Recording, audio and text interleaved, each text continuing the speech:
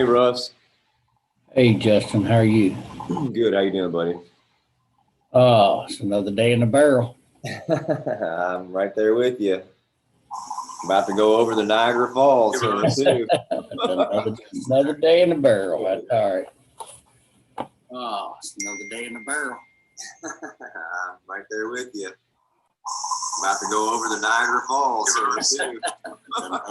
Another day in the barrel. That's all right. Oh, it's another day in the barrel. I'm right there with you. About to go over the Niagara Falls here too. Another day in the barrel. That's all right. Oh, it's another day in the barrel. You hear that playing back? I do, multiple times. Yeah, what's going on with that? I don't know. Hold on.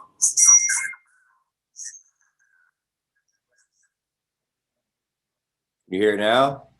No, it's all quit. All right, I think I got it. What's up, Keith? Hey. Hello, gentlemen. How you doing, Keith Griffey and Keith Morris? Double Keith today. That's right. That's right. Keith squared. Squared. I like that.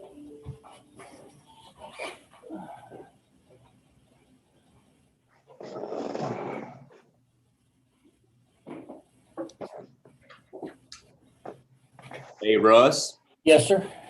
Since I was getting all these projects in kind of last minute, some of them, usually I put them in the agenda, Yeah. approval. Well, when I was creating this thing, I was out in the field all day yesterday in Shepherdsville. So when I was creating this thing, the PowerPoint last week, I still didn't have all of them. So the agenda that I sent out doesn't have those on there. Okay. So I think just for the sake of, having some of these engineers who are presenting these slides and whatnot, being able to hop off the meeting after we're finished, we can just go ahead and do that first if you want. That's fine with me. Maybe have Sandy present first so she can jump off, and then we'll go straight into the approval of projects. Okay. If that works for you. That'd be fine. All right. Hey, Justin.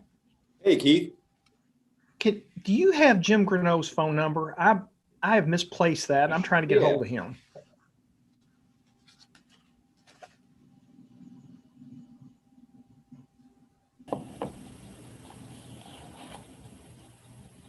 If he doesn't, Keith, I've got it. I can send it to you. Yeah, I've searched everywhere. I don't know what I did with it. I have a file somewhere, but it's under another file. No worries. You ready? Yeah.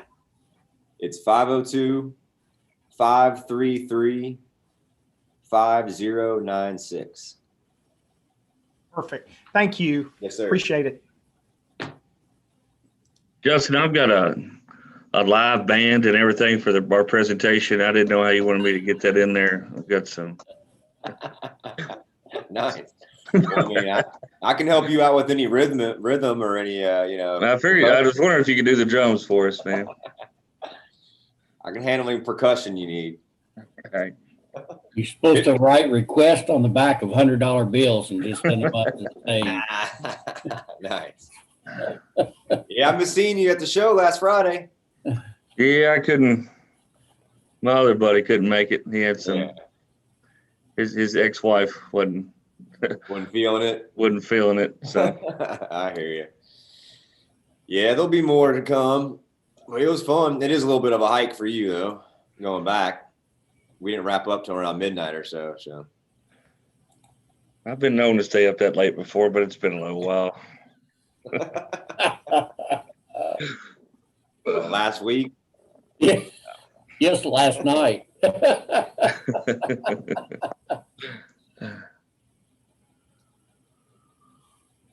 Russ, you know Dylan Hall, right? My nephew. I do. Did you hear the bad news? I did hear that. Yeah, I'm so sorry. That was it's been a tough deal. Yeah, I did. Several of the guys here, I know. Yeah, pretty good friends with Dylan. Yeah. Yeah, I hate that. It's been a rough one on the family this week, that's for sure. I guarantee it. Sorry to hear that, Keith. Yeah, appreciate that.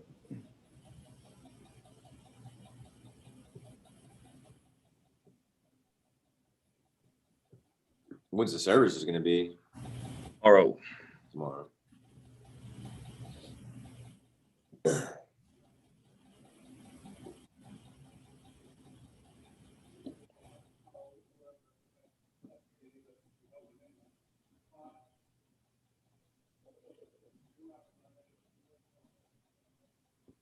Does anybody know who this W10PC1 might be? Can you hear me, W01PC1? Trying to get that taken care of before, but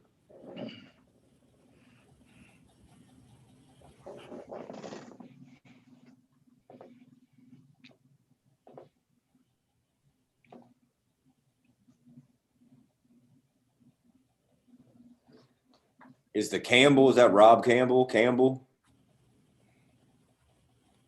Yes, sir. Wonderful. Thank you, Rob. Yes, sir.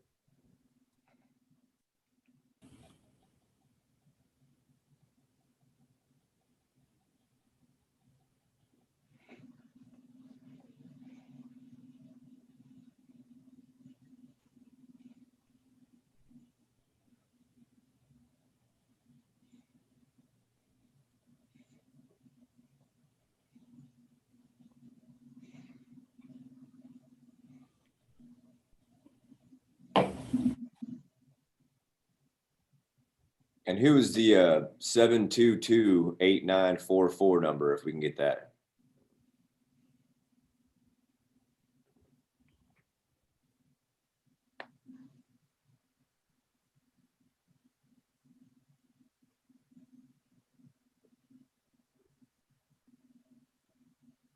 Can you hear me? Simpsonville number. Simpsonville number? I think Can it's you hear like me? Steve Eden or West Shelby. Oh, yeah. Is that you, Melvin? Yes, can you hear me? Yes, sir. Thank you for joining us. Good afternoon. Just want to make sure that was you. Yeah, that W10 may be me also. All right. I don't have, I can't get my audio to work on my computer, so Uh-huh. I dialed in the number. Right on. Well, we're just glad to have you with us, buddy. All right, thank you.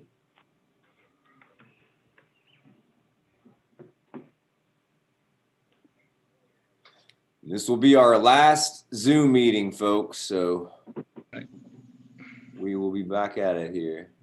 Great. Jordan.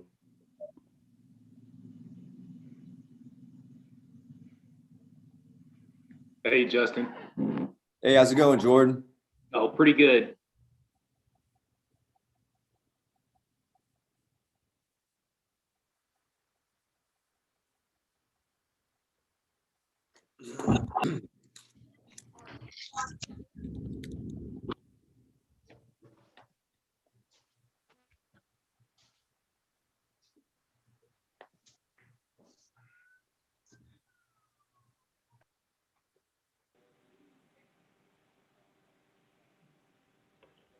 Hey, Justin. Hey, how's it going, Judge Summers? Thanks for joining us, sir.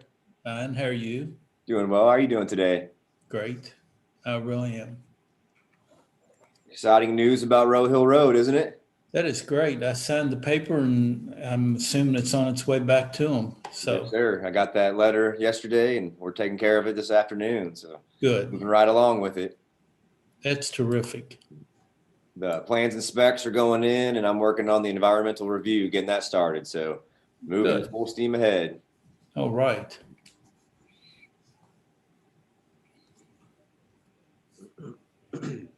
I see Mayor Dangerfield. Yeah, he's got a couple projects we're going to approve today. I'm so here. How you doing, There you he's go. ready for it. That's a good thing. Debbie Landrum.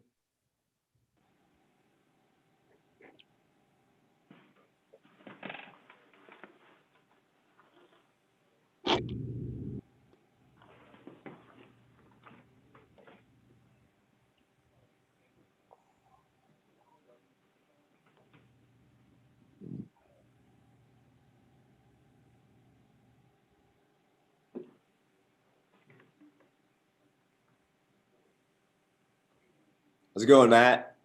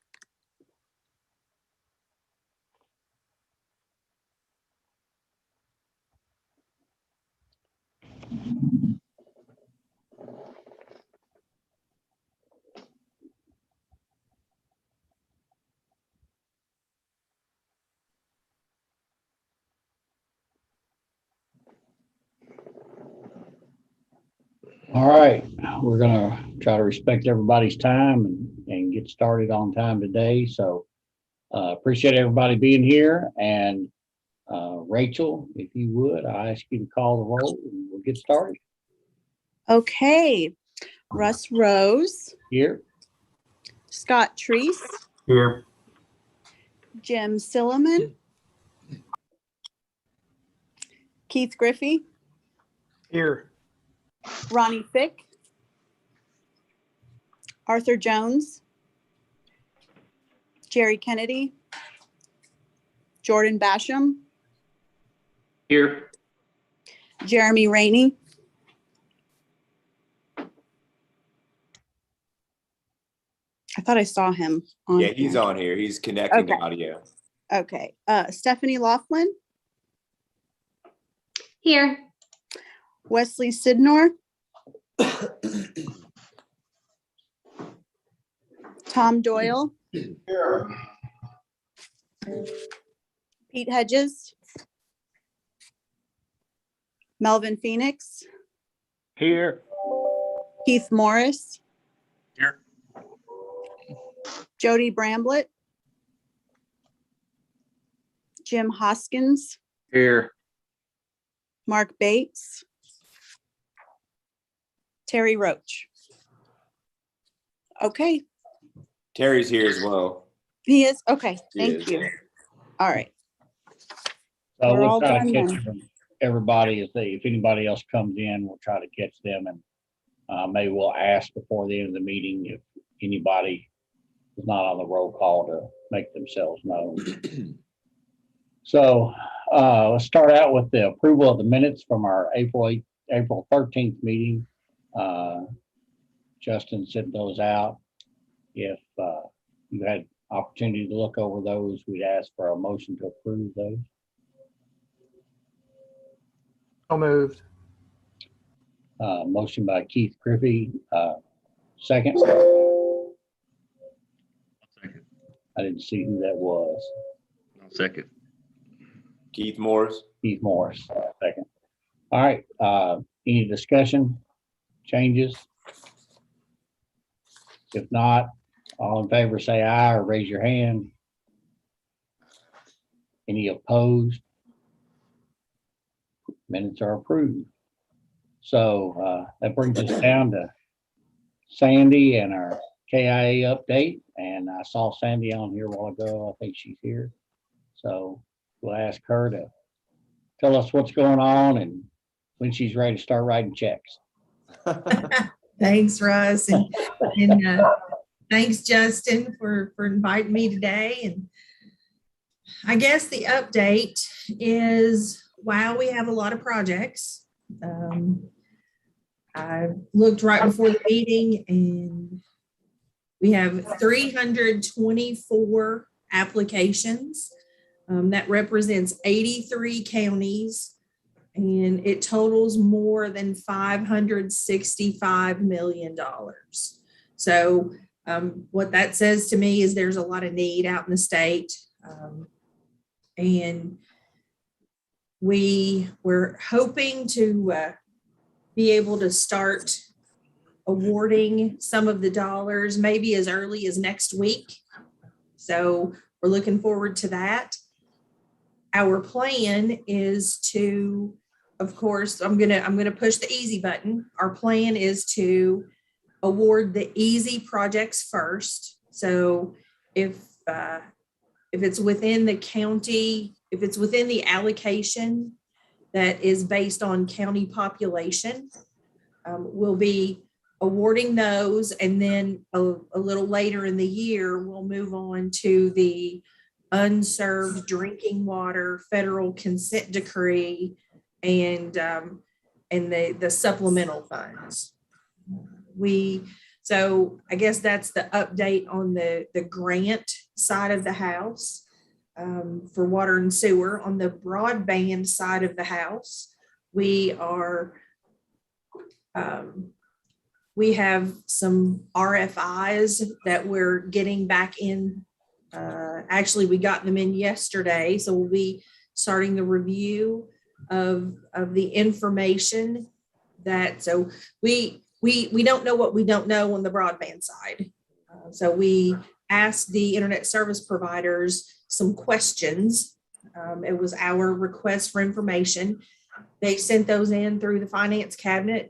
They were submitted yesterday, and we'll start reviewing those today and hopefully be ready sometime next month to put out our first RFP. So we will be asking for proposals on how the internet service providers intend to serve the unserved areas for broadband.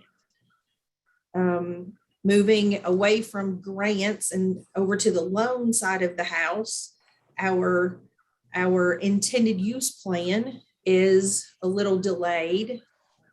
It got sidelined because of the all the grant money, and we're trying to make sure that we get that out timely.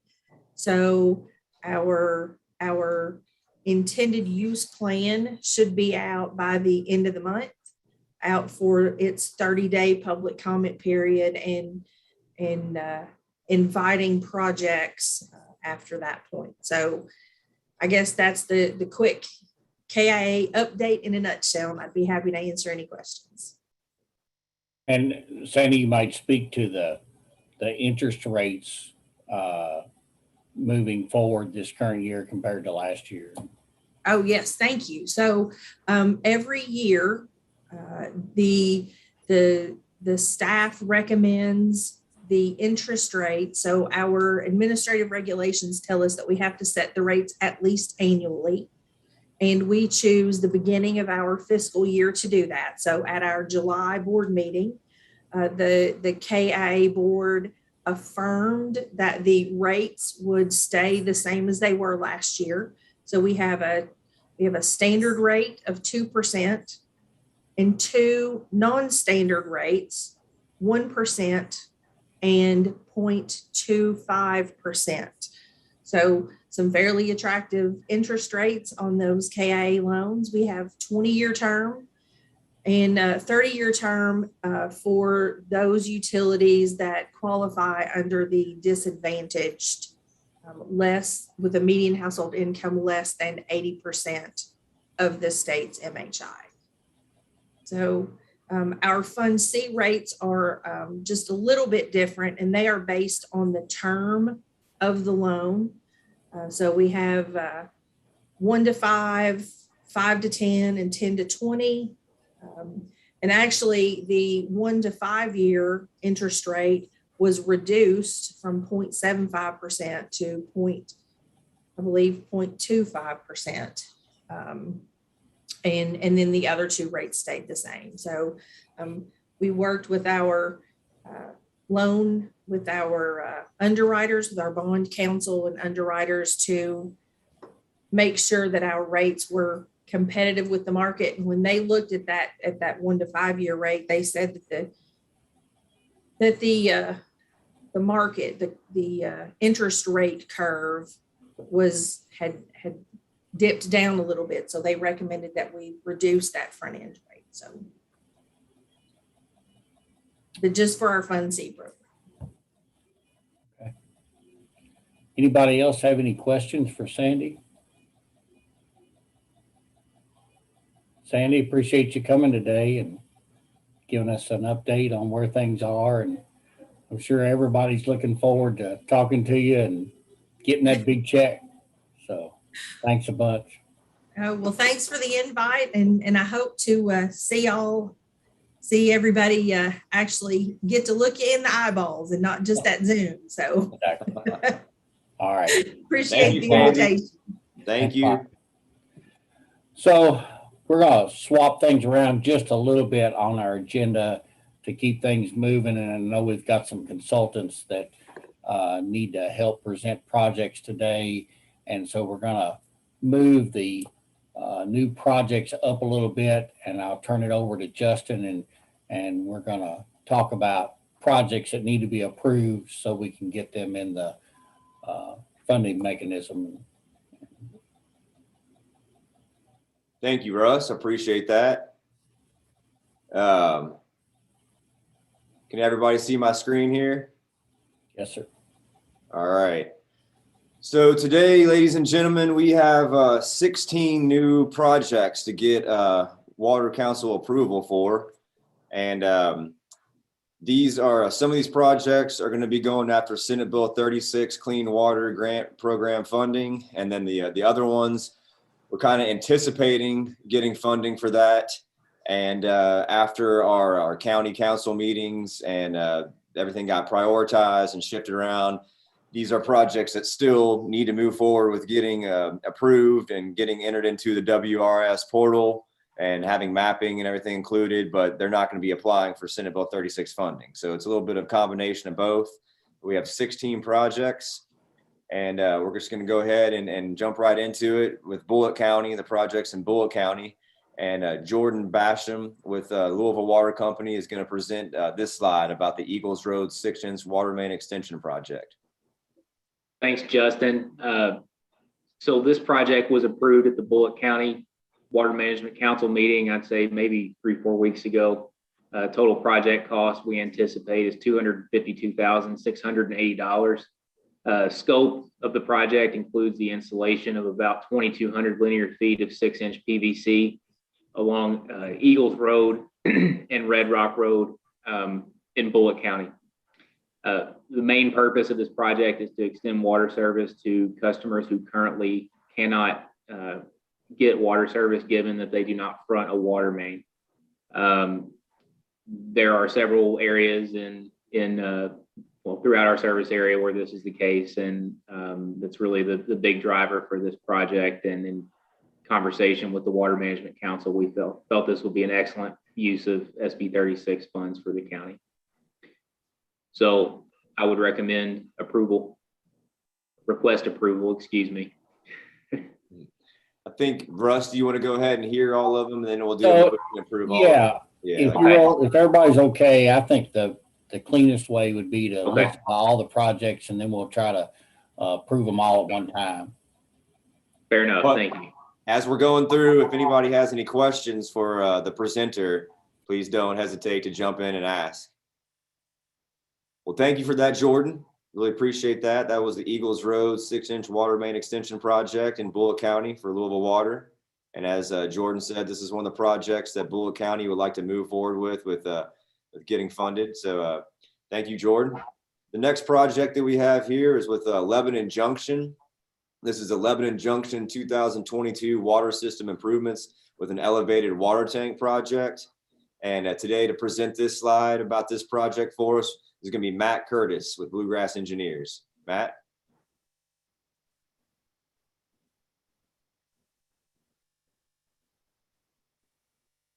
I know that he might be traveling. I can't. You with us, Matt? He was on here.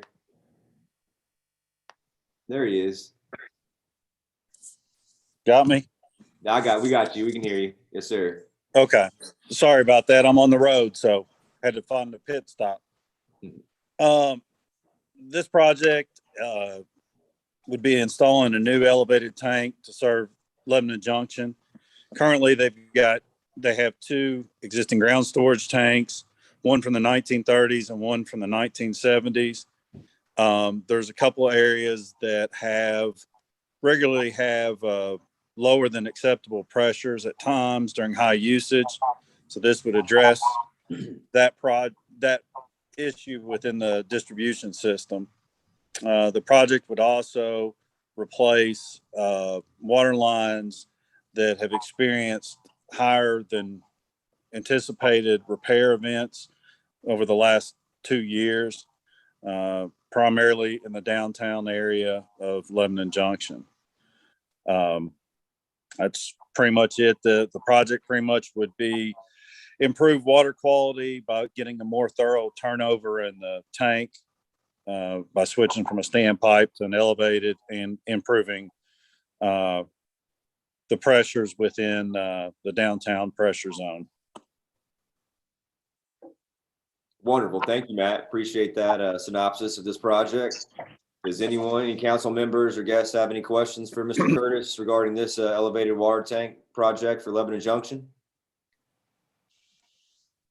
All right. Not hearing any, we'll move along to the next project, which is also in Lebanon Junction. This is the Lebanon Junction Preston Highway I&I removal. It's a phase 1. And Matt, you can go ahead and give us your rundown of this one too, please, sir. All right.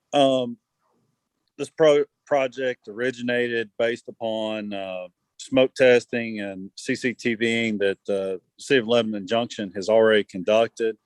There are multiple signs of I&I sources within this area. So this project would be to address the sources of those I&Is through faulty lateral installations, pipe failures, filling manholes, root intrusion, by cleaning, repairing, replacing. It's going to be a hodgepodge of repairs to ultimately bring this section of the sanitary sewer up to standards. This section of the system does experience surcharging during rain events. So that's a concern as well, that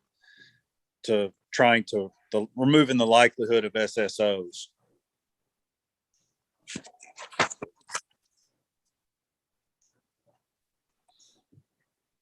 Thank you, sir. Mayor Dangerfield, I know that you're on here as well. Do you have anything that you would like to add to these two projects that Mr. Curtis just presented about? No, I talked to Matt earlier about it. I mean, that pretty well sums it up. I just know that we've had several issues with that line being terracotta, and as it is, it's an old line, got a lot of problems with it. We're constantly working on it. And then also the water tower, that's something that we've addressed over a period of contractual work on for 10 years. Wow. We're looking at having to do it all again through another synopsis. If we had a new tank on that, that would obviously render that problem we're having big time, because pressure's really a bad deal, because some of these homes are all hilly properties also, and the elevation is really killing them. Right. Well, thank you, sir. Thank you, Mayor. Thanks, Matt. As the council sees, thank you all. Pretty big projects for this area of Bull County, and I know that Judge Summers was definitely very interested in seeing these get started as well. So, moving right along, we're going to switch counties now. We're going into Henry County, and we're going to Henry County Water District number 2. This is going to be Keith Morris's jurisdiction, and this project is a project to help out with their treatment plant. It's a filter rehabilitation project. And Mr. Morris, if you don't mind giving us a little rundown on this project, we'd appreciate it. Yes, sir. Thank you, Justin. Yeah, the district, we have 3 medium type filters at the plant currently. We've already refurbished 2 of these, and we've done it in the last 2 years through our own budget. And the cost, the first was around $280, last was around $300. So we're projected total project cost for this around $320,000.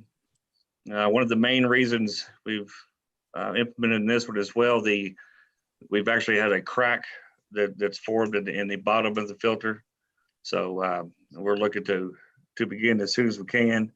As far as this rehab, it consists of putting new media in, new paint, new nozzles, everything. So with already doing the first 2, what we've learned a lot, after the first one, we were kind of bumfuzzled on what we might find, but after doing 2, we know that from for the bidding process to completion, we're looking at about 3 months. So we would highly request the approval on this filter project. Thank you so much, Mr. Morris. That was a great synopsis on that. Thanks, sir. And this is a project as well that we're going to use some Senate Bill 36 funding through the Henry County allocation. And yeah, this is we're not going to use all the money. I think we got about 35 to 40,000 towards this project, but just another example of how we can spread that money out to each system within a county to help out even like a smaller project like this to get funded, because it's very much needed. So especially with us being in the 5 counties and the 3 wholesale buyers we got, it would really benefit everyone.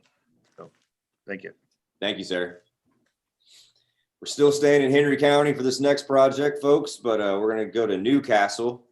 I didn't see Jody on here today. Jody, are you with us today? I didn't see you on here. I do not think he is. I do not see him. So I'll go ahead and present this one. This project, I've been working with Jody on for a while. Jody took Scott Treese's place when Scott went to Grange. So he's been there for a little over a year now, but he's just having some problems with his meters, his water meters. It's a very low budget project for $40,000. We were able to get half of the funding for this project through Senate Bill 36 funding as well. We earmarked the Henry County Water Management Council, I should say, earmarked half of the project, $20,000 to help Jody get this going.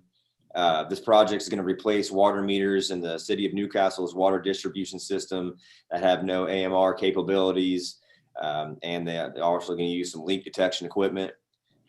Newcastle will also be replacing the existing meters with AMR capabilities that are broken, malfunctioning, or soon to be obsolete. This is going to help them be able to really keep a better grasp on how much water they're using and water efficiency, improve their technologies, and better deliver services to their customers. So don't know what happened to Jody today. I know this is a big project for him, and even though it's a lower hanging fruit for him, they definitely want to get this knocked out to make efficiency a lot easier for them there for their system. So now we're going to move into Louisville Metro and Jefferson County. We're going to go back to Jordan, and Jordan's going to give us a rundown on the Oak Street 48-inch rehabilitation project. Thank you, Justin. This project, like the last one I presented, was approved at the Jefferson County Water Management Council meeting a number of weeks ago. This is the Oak Street 48-inch rehabilitation project. Little bit of information on this line and the criticality of it. This line really supplies about the western half of our county. It also happens to be very old, having been installed in the 1890s.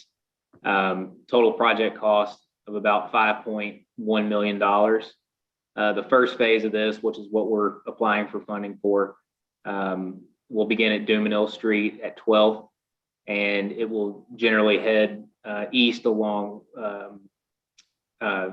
east to, Oak Street, the intersection of Oak Street and Brook Street. Basically what we're doing is we're lining the 48-inch cast main with a 42-inch steel carrier pipe, and then leaving the 48-inch cast main in place. Effectively, we'll be operating as a casing pipe. So we're looking at 4,300 linear feet, roughly, and we're really excited to kick this project off, and we're very thankful that we were able to get funding through Senate Bill 36 for this project. Thank you, Jordan. Does anyone from the council have any questions regarding this Oak Street 48-inch rehabilitation project for Jordan? All right, hearing none, we're going to go ahead and move on to another project for Louisville Water Company as well. This is another one within Jefferson County and in the downtown area. This is the West Muhammad Ali Boulevard Area MRRP project. Jordan? Thank you, Justin. Similar to the Oak Street 48-inch rehabilitation, this project was also, approved at our Jefferson County Water Management Council meeting. Total project cost that we expect is about $2.9 million. The scope includes the replacement of a little over 7,000 feet of aging distribution main. The major driver for this project, like all of our MRRP projects, that's main replacement and rehabilitation program, is the frequency of breaks that occur in the system. That's how we identify our projects. You can see the line work on the left. We pick the highest value projects. In particular, the main that drew us to this area to do an MRRP project has experienced about 12 main breaks in the last 5 years. That's a huge inconvenience for our customers, and so that's one of the big value propositions of the MRRP program is the improved customer service that our ratepayers realize as a result. This is in the west end of Jefferson County. It's a very low income area, I believe about 19,000 MHI. And I guess further disruption, can be caused by these sort of one-off repairs that we have to do on our distribution system. And so this will really help shore up the distribution in the west end of Louisville.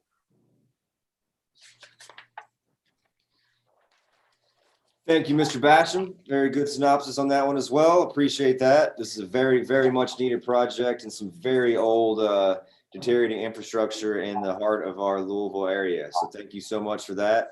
Thanks, Justin. Yes, sir. Moving right along, we're going to go a little westward to Oldham County. And this is a project with LaGrange, LaGrange North Interceptor project. And this is a project that Scott Treese has put together here for us. Also going to try to dip into some Senate Bill 36 funding as well. So Scott, take it away for us, please, sir. Yes, sir. Thank you, Justin. So this project is in conjunction with an agreed order. It's actually the last piece of that agreed order. So let's get this project done. We can get that lifted from us. But the project includes 10-inch sanitary force main, and then 2,590 feet of 24-inch gravity PVC to update some. In addition to an additional force main, there's an 8-inch force main there now, so we're adding this 10-inch to go with that, and then upgrading from 8-inch gravity to 24 for future flows in that area. And so, we're looking forward. Glad that we're going to hopefully get some of this money to help pay for this project. It's for us, it's a good size project, and so we're looking forward to moving forward with that one. The next project is also with LaGrange Utilities. This is another sewer project as well. It's called Glen Eagles Sanitary Improvements Project. Go ahead, Scott. Yeah, so this project, we've got a lot of new development that pumps into this area and grabs flows. And we've got about 6 sections of this segment that is low slope, and so our flow rates are bottlenecks in those areas. So we can upgrade that to handle the additional flow that this development is putting on us without having any overflows in this area. So hopefully, again, using some of the Senate Bill 36 money to address these bottlenecks in our system. Thank you, sir. Still staying in LaGrange. We're going to switch to a water project this time. This project is also going to utilize Senate Bill 36 Cleaner Water Grants Program funding. It is called the Fort Pickens Water Improvements Project. Right. So this project, we're going to install a control valve at that Fort Pickens tank. There's currently not a control valve on the tank. So we're going to do that, and that'll allow us to do other things in the system without overflowing the tank. And then also in conjunction with that, on Fort Pickens Road, that line is a dead end line currently, and we are close to Oldham County water assessment. So this will be extending that main approximately 300 feet and putting in a master meter so that we can connect with Oldham County there to better serve that area. Thank you. I'm hearing a little disturbance here. Make sure everybody's on mute, please, if you can. While I'm having this shared screen up, it's hard for me to stay on top of all that here. Kind of clunky. Here we go. I think I just muted who that was, but thank you, Scott. I really appreciate that. Another much needed water project here. Like I said, this one is another project that is going to be utilizing Senate Bill 36 funding. So another project that was going to be in the works, but they're trying to figure out how to do it. And now they're moving full steam ahead with it. So very glad to be able to work with them on this. And does anybody have any questions for Scott Treese and his 3 LaGrange projects, his 2 sewer and 1 water? All right, great job presenting, Scott. Thank you for that. Appreciate it. And now we're going to go ahead and stay in Oldham County, but go to Oldham County Water District. Here, this is the Highway 1694, aka Penny Lane Water Line Extension Project. Russ? Sure. So relatively small project, but about 3,000 feet of 6-inch main. It's a road that runs out, dead ends in our service area. There is one existing customer that's already there that does not have city water, and potentially another one that could come on to that as well. And so it's just a extension that's not been done because funds were not available and it was not cost effective for one customer. Thank you, sir. The next project you have, Mr. Rose, is the Hidden Valley Road Waterline Extension Project. Exactly. So this runs down to mainly some camps that run along the Ohio River. It's about 6,400 feet of 6-inch PVC, a lot of rock, pretty costly project. But these would be unserved households. Potentially they could be served from our system, but pretty costly as far as a cost per customer. And that's the reason this project's not been done before in the past as well. So it's about 1.3 million, but has a potential for about 19 customers. Nice. Any questions from the council regarding Oldham County Water District's 2 new projects that Russ Rose just presented? Hearing none, we will move over to Shelby County. And this is for Tom Doyle and the Shelbyville Municipal Sewer. This project is titled Project Lava Gravity Sewer Line. Mr. Doyle?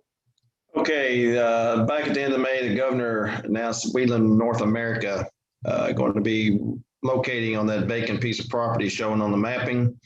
For them to come to Shelby County, we're going to have to extend about 2,300 feet of 12-inch sewer back to that. This is to promote economic development for that area. And it would be solely for Wheeling, and we're going after community development block grant for this project. Yes, sir, we are getting everything together here for that. This is a pretty big project, a huge economic development project for our for Shelby County, Shelbyville, and for our whole KIPDA region. So definitely want to promote this, and been working with Tom on this for a while now, and it's all coming together. So if anybody have any questions regarding this project at all for Mr. Doyle? All right, staying in Shelby County, we're going to go over to West Shelby Water District here. And today we have their director, Melvin Phoenix, going to present these 2 projects. The first project Mr. Phoenix is going to present is the Shelbyville Road Pump Station Project. Melvin? Yes, thank you. This project is replacing an existing pump station we have on Shelbyville Road. It's reached the end of its life. I think it was put in 1978, and we really need to update this. So that's what this project's about. All righty. We all know how much pump stations do help us out. So when one's at the end of its life, it's pretty dire that we replace it as soon as we possibly can to make sure everything's running the way it should and flowing efficiently. So thank you for that, Mr. Phoenix. The next project that you have is the new master meter and pump station project. Yes, that's on a 24-inch water main that Louisville Water extended out to Shelby County. That goes right along with that Project Lava that Tom was just talking about that's a railroad property. And they're really pushing to attract industry there. We've already landed the one Project Lava, but as this future property develops, we would need a master meter station there to access the water off the 24-inch line on that end of our system. Thank you, sir. Appreciate that. Does anyone have any questions for Tom or for Melvin regarding these 3 Shelby County projects that are really going to bolster economic development for their area? All right. Hearing none, we're going to skip. We do not have any Spencer County projects. Not that there's not anything going on there. We're working on a big water line project with Judge Riley and Steve and the rest of the Taylorsville crew there. So, but there's none to be approved for that county today. So the last county that we have before moving forward with the rest of our meeting is Trimble County. And the one project that we have that we need to get approval from there today is the City of Milton Sewer Rehabilitation Project. It's a project that is addressing I&I, and the first phase 1 of that is going to be with flow metering. Mark couldn't join us today, but today we have Paul Marin from Strand Associates that is going to give us a breakdown of that project. Paul? Thanks, Justin. Yeah, as you said, this is an I&I control project. It's phase 1 of a multi-phase project. We're going to go look at some of the runtime information from the city's 19 pump stations to get an idea of where we're seeing wet weather impacts and use that to help steer where we put in some flow meters. We'll also rely on Mark and his crew's knowledge of the system so that we can put those flow meters in some good places. We can start narrowing down where in the system this I&I is coming from. Future phases, we'll look at TVing and then rehabilitation. Thank you, sir. Appreciate that. A straightforward project, but very much needed out there. I know Mark's been struggling with that. Mr. Bates has been struggling with that for some time. And we're very pleased to be able to work on this phase 1. This is another project that we were able to earmark some Senate Bill 36 Cleaner Water Grants Program funding for. We're breaking it down to phases. So this whole phase 1 is now going to be able to be funded through Senate Bill 36 to kickstart this, to really help them get a good idea of where the I&I is coming from and be able to mitigate that. So thank you, Paul, for that presentation. Really appreciate it. And council members and guests, that wraps up the 16 projects that we have heard and needed to get council approval for today. So if anyone has any questions regarding any of those projects, if anybody has any issues with any of these projects being approved, I would now like to open up the floor to the council to be able to hear anybody's comments or concerns about any of these projects. Go ahead and unmute yourself and let us know your comments and concerns if you have any, please. If we don't have any comments, I think it'd be in order to accept a motion to approve the projects as presented. Russ, I'll make that motion. Motion by Tom Doyle. Do we have a second? I'll second. Second. Okay. Mr. Park, I believe we had a second there. John Park. All right. Any discussion, further discussion? If not, I'll approve by saying aye or raise your hand. Aye. Aye. Any opposed? Okay, congratulations to everybody, all well-needed projects, and hope to get all those funded. So anything else, Justin, before we move kind of back to the agenda? No, sir. All right. So Livia's with us today, and she's going to talk to us about FEMA and BRIC funding information, and she is a wealth of knowledge.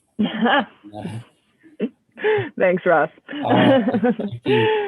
All right. I just have a short presentation for y'all today, and many of y'all have already heard my spiel, so you can tune me out. But I want to make sure that everyone's aware. So give me just one sec. I'm going to go ahead and Justin, can you enable me to share my screen? Sure. You should be good. Cool. All right. 1 second. So as many of y'all know,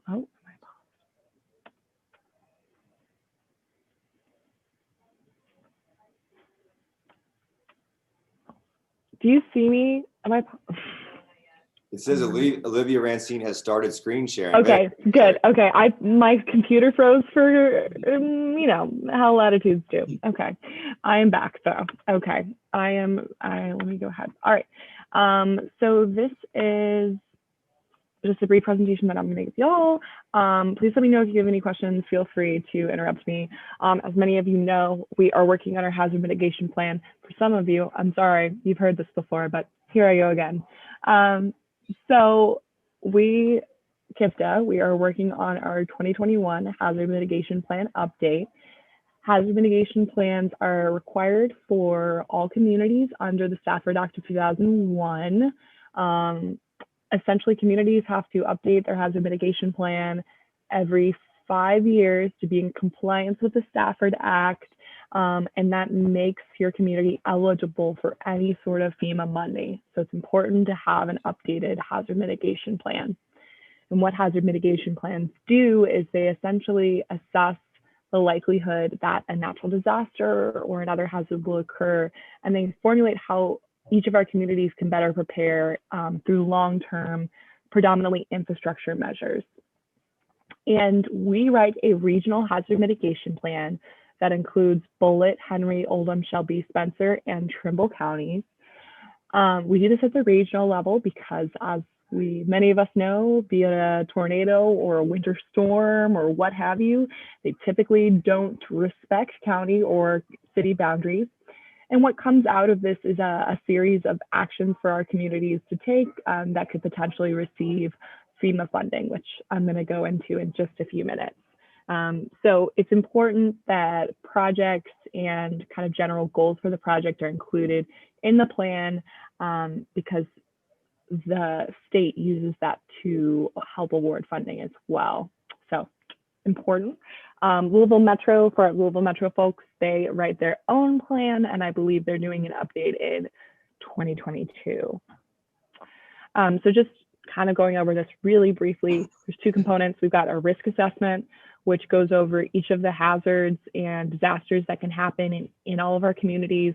We identify critical pieces of community infrastructure, whether that be police departments, fire departments, water and wastewater facilities, schools, libraries, things like that.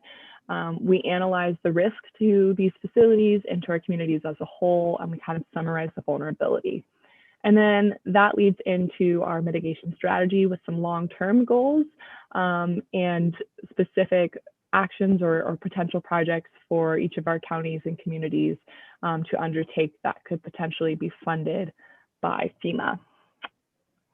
So when I speak about hazards, what am I talking about? It's kind of pretty general.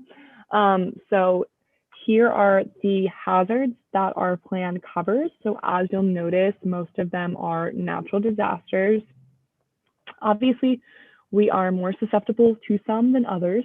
For example, you know, we're always going to get some floods here. Hopefully we don't get earthquakes, but it could happen. Extreme temperatures when it gets too hot or too cold. We've always had some severe winter storms, ice storms, tornadoes, droughts, dams, failures, sinkholes. We've got a lot of sinkhole and karst in some of our counties. So this essentially, it's anything that can happen in our counties in terms of natural disasters. We're also including pandemics this year. I think that y'all can guess why, but the majority of our hazards are natural hazards and they're caused by weather events. So how do you learn about your community hazards? So we have a fantastic little website called KIPDAHazardMitigation.org. I've shown this to many of you, but I'm going to keep talking about it. This is our hazard mitigation planning portal, and this has information about all different types of weather events and disasters that have happened or could happen in your county. And so, for example, here we can go to flooding, and we have a series of interactive maps and GIS databases for this. So with this flooding dashboard, y'all can see the flooding events that have been recorded in the National Weather Service. You can customize it to your county for the last 20 years. You can see a property damage amount. This amount's going to be updated. And then we also have our online floodplain map. If you want to see if a piece of infrastructure is in floodplain, go to view our floodplain. We've got a cool vulnerability map with floodplains and housing. So that's pretty awesome. So we do that for each of our hazards, so you can learn more about each of the hazards that occur here and past occurrences by using this site. And then also, one thing I do want to point out to y'all as a Water Management Council is something called our feedback map. And this is something I've talked to several of you about. It's an online application through ArcGIS, and you can put in any sort of concerns that you have, whether they be about stormwater, whether they be about flooding issues on your pump stations. You simply select a category. You can always put other hazard issues, so overflows, stormwater issues, infrastructure issue. Simply write a comment, and then you can either enter an address or you can zoom in on the map and place it there. So we'll just put one in Shelbyville, like right here. And then report it, and then you'll see it on the map. And then that goes into our database. So that helps inform the plan. That helps us figure out where are some problem areas and where are some project needs in our counties, which helps inform the plan and also helps create potential projects for FEMA funding. Like you'll see we have some stormwater concerns that have been mapped over here, which is very helpful. We've got some system capacity for stormwater that's been marked. So these are just some examples. And it's a really great application that I'm highly encouraging our communities to participate with. Again, that is the feedback map on our KIPDAHazardMitigation.org website. So I just wanted to share that with y'all. Our hazard mitigation plan is going to be an online document. So it'll be in a similar format where you'll be able to interact with the maps to access data and find out more information about hazards. So let's get to hazardmitigation.org. It's great. It's a great site. Okay, and then what am I talking about hazard mitigation? What do I mean? Hazard mitigation can look like a lot of different things, but it's helping mitigate the risk posed by disasters. Obviously, we're not going to prevent disasters, natural disasters from happening, but how do we lessen the harm that they can cause? So it can be anything from tornado warning systems, generators, burying utilities, having wind-resistant building practices. Could be home buyouts. We've had a lot of those in the past in Oldham and Jefferson County. Could be things like retention basins. Could be a safe room. Could be upgrading water systems if there's disaster hazard issues that coincide with that. Could be raising electrical components of lift stations above a flooding area to connect back to water and wastewater. And so this all ties back to funding, which I know is what we all care about here. And we are looking for hazard mitigation grant program and building resilient infrastructure and community projects to include in our plan and to also assist y'all with. And I'm going to go over that really quickly. But tying this back to the hazard mitigation plan, the hazard mitigation plan outlines priorities for this funding and outlines potential projects that can go into these programs. So that's where that tie is. Hazard mitigation grant program and BRIC, essentially what they do is they fund these kind of mitigation projects we just discussed. And for water and wastewater, It could be things like, again, raising or relocating lift stations that are in a floodplain or an area that floods repeatedly. It could be improving stormwater detention basins. It could be generators for water and wastewater facilities. It could be resiliency or redundancy measures for water. It could be floodwater control measures, electrical distribution retrofit. It could be things like water supply protection measures. Those are some examples. So those are the project examples. There are two pools of funding, so HMGP and BRIC. Hazard Mitigation Grant Program, HMGP funding opens following a presidential disaster declaration in Kentucky. So when there's a disaster that happens here in Kentucky, and that can be a disaster that, say, happens in Eastern Kentucky, it doesn't have to happen here. If it happens somewhere in the state, then Hazard Mitigation Grant Program funding becomes available following that disaster. So right now, for example, with the Hazard Mitigation Grant Program, there's about $30 million available, and there's a July 16th deadline right now for that. And I know we're helping some of y'all out and putting some pre-applications in for that funding. But that disaster actually happened in Eastern Kentucky. I'm sure y'all are all familiar with the flooding that happened there earlier this year, but it opened up around $30 million for the entire state to apply for. So we can always count on disaster happening somewhere in Kentucky at least once a year. It's just not as predictable. However, the state controls that funding, so they have a lot of say in what they prioritize, and it only goes towards state projects. Versus the BRIC funding is consistent. It comes out every year. There's a grant application period between October and January. There's always $1 billion available, so it's consistent funding.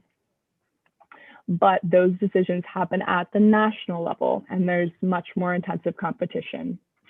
So with HMGP versus BRIC for the grant program, HMGP is 75% federal, 12% state, and then just a 13% local match. And BRIC is 75% federal and then 25% local. So those are two key differences as well. But when you think of them, HMGP, the primary thing to note there is that is typically a better fund for projects because while it's not guaranteed to happen every year, it usually does. One, and two, because the state controls it and it's just for the state. And it's also super simple to put something called a mitigation action form in, which is like a pre-application, and just see if they would want you to do the full application. Because they pick up applications from that form, they go through it, they're like, okay, we like X, X, and X project, and then you do the full application, which is definitely an advantage. BRIC is much more competitive, but if you have a very large scale project, that is a larger pool of funding typically. So those are just two things that I wanted to discuss with y'all. Many of you are already familiar or have already had conversations with me, but just to reemphasize that and how that connects back with water and wastewater. I gave those examples again. We currently have a July 16th deadline for the Hazard Mitigation Grant Program, the HMGP funding, and that's just for that pre-application, which is pretty simple. But once there's another disaster, more funding will open up. And also the BRIC funding is opening up in October, and that application period ends in January. So those are just some options if you've been dealing with hazard issues, probably flooding issues that have had an impact on your water or wastewater. And then finally, one last thing. We have an energy resiliency survey going on. So we have a grad intern for the summer, Sienna, and she is doing an energy resiliency survey of all of our critical facilities here in the KIPDA region. So whether that be police departments, fire departments, schools, etc., trying to figure out who has access to a backup generator. Because if you heard me mention, HMGP does help fund backup generators.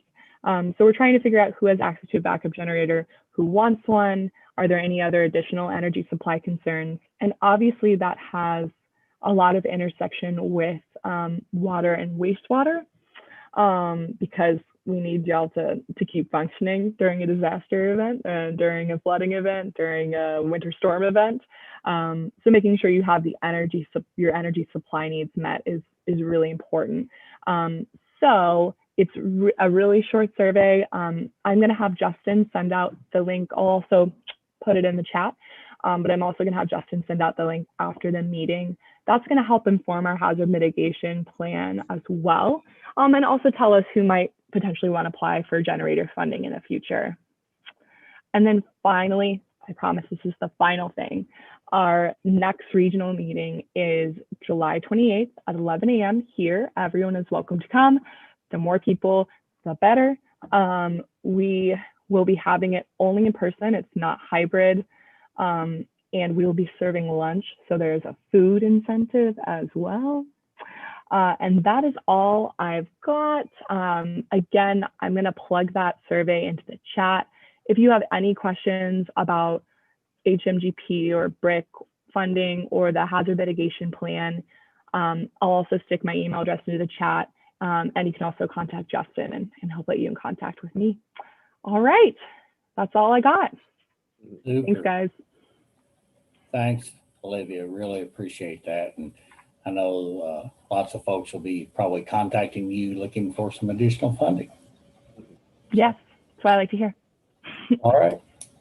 So we'll move on down our list.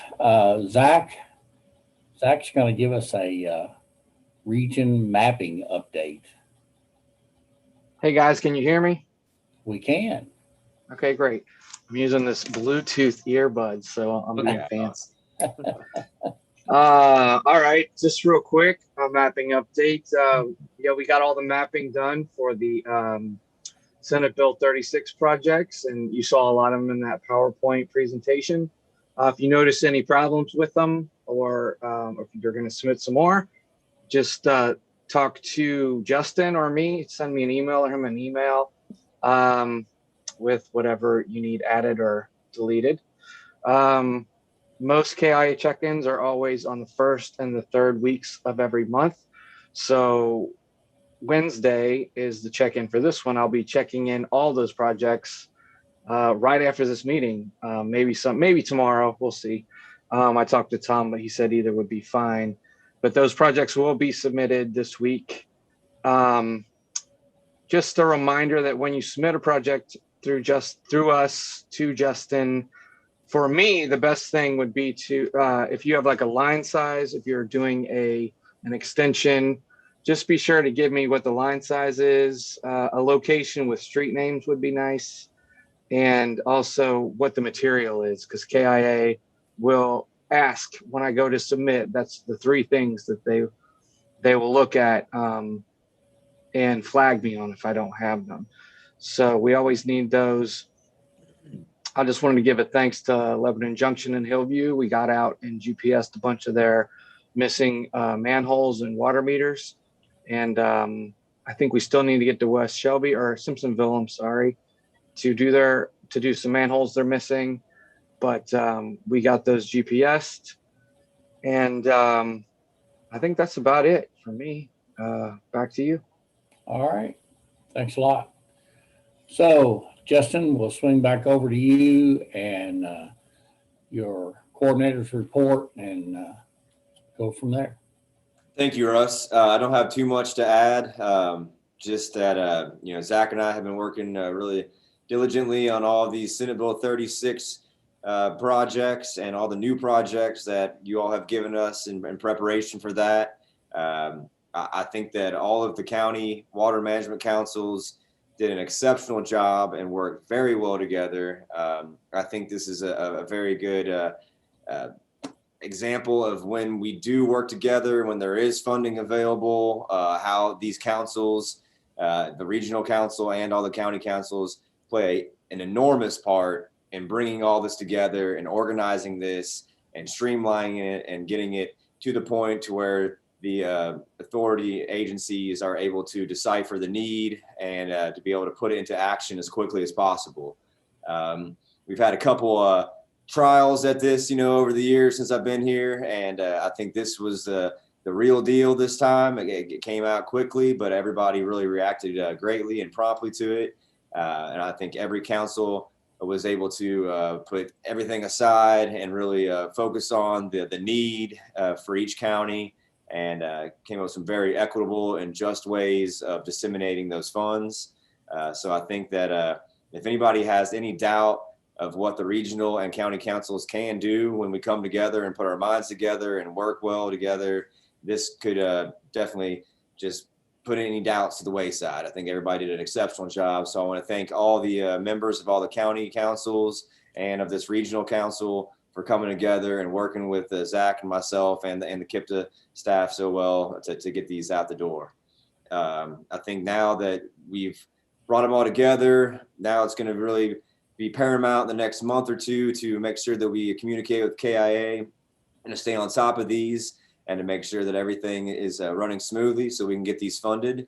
And just to reiterate, with when you're putting in project submittals, like Zach was saying, I kind of have a checklist too. He has his for mapping, and mine is just try to be as detailed and as thorough as possible when putting together a description for it.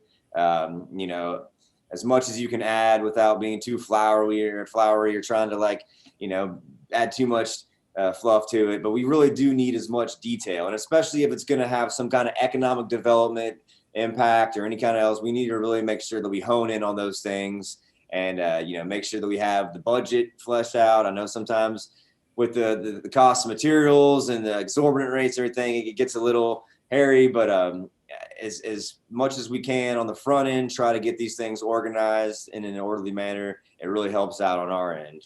It looks like the Kentucky Rural Water Association is going to be having their 42nd annual conference and exhibition coming up here August 23rd through the 25th.